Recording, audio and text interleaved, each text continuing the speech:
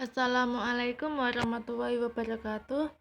Perkenalkan, nama saya Indriana Kafiatul Awaliyah, NIM 062, kelas B3 IPS. Saya di sini akan menerangkan tentang keunggulan dan keterbatasan antar ruang. Pokok pembahasan. Yang pertama, pengertian redistribusi pendapatan.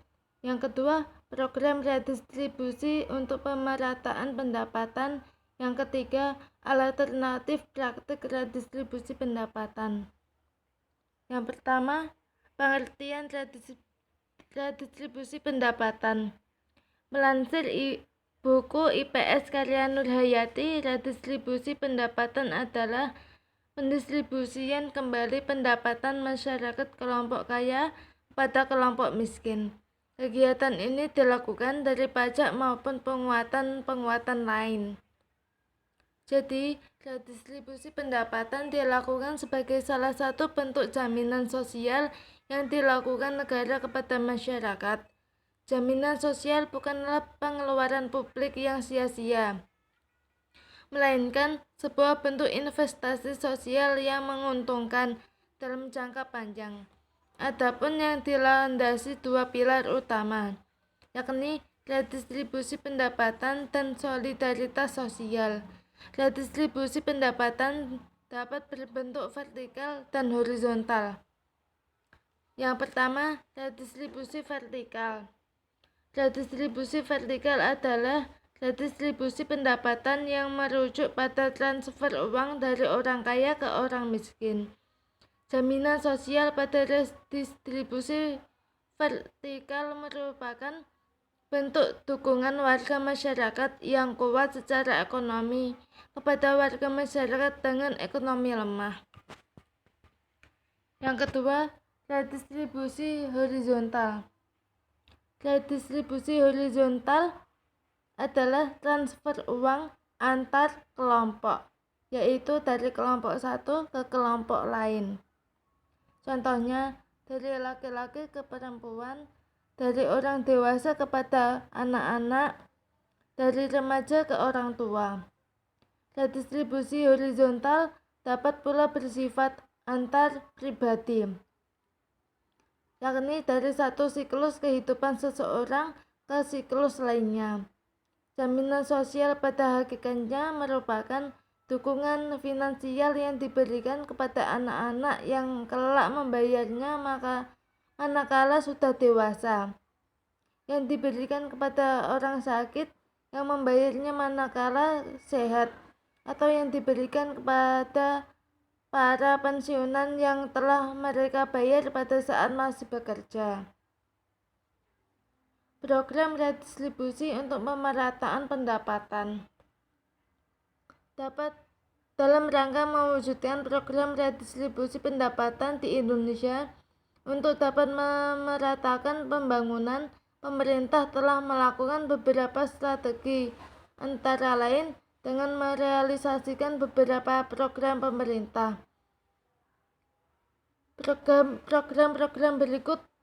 Yang pertama, program pemberian jaminan akses kebutuhan dasar bagi rakyat bawah.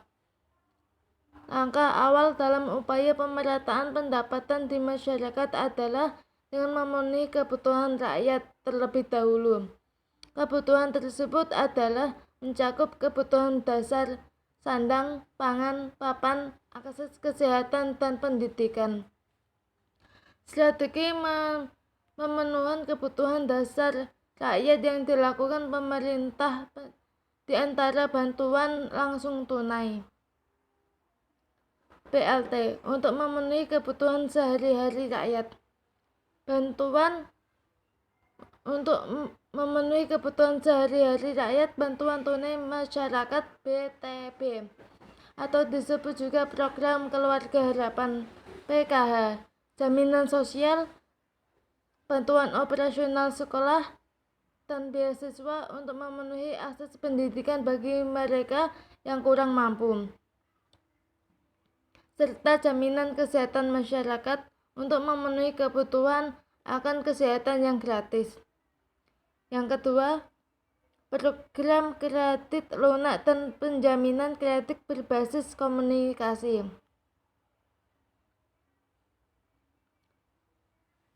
Pada tanggal 5 November 2007 telah diresmikan program kredit usaha rakyat KUR. Kebijakan ini tentunya merupakan agenda segar yang sudah lama ditunggu oleh masyarakat, khususnya usaha mikro dan usaha kecil. Yang ketiga, pembangunan usaha atau industri kecil. Ada beberapa alasan mengapa usaha kecil perlu dikembangkan. Yang pertama, usaha kecil menyerap banyak tenaga kerja. Yang kedua, pemerataan dalam distribusi pembangunan. Yang ketiga, pemerataan dalam distribusi pendapatan. Yang keempat, pemerintah bekerja sama dengan swasta lokal dan asing untuk menjalankan program corporate social responsibility. Alternatif praktik redistribusi pendapatan. Pemerintah sebagai pembuat kebijakan telah mengusahakan beberapa hal terkait dengan alternatif pendistribusian pendapatan. Berikut beberapa alternatif yang bisa dilakukan. Yang pertama, subsidi. Dalam rangka pendistribusian pendapatan, pemerintah berupaya untuk mendorong usaha kecil dan menengah agar tetap hidup dan memiliki daya saing. Maka dari itu, pemerintah memberikan subsidi baik berupa potongan harga ataupun memberikan tambahan modal kepada produsen. Pengenaan pajak. Selain pemberian subsidi, cara lain yang dapat dilakukan pemerintah untuk mendistribusikan pendapatan yakni dengan pengenaan pajak.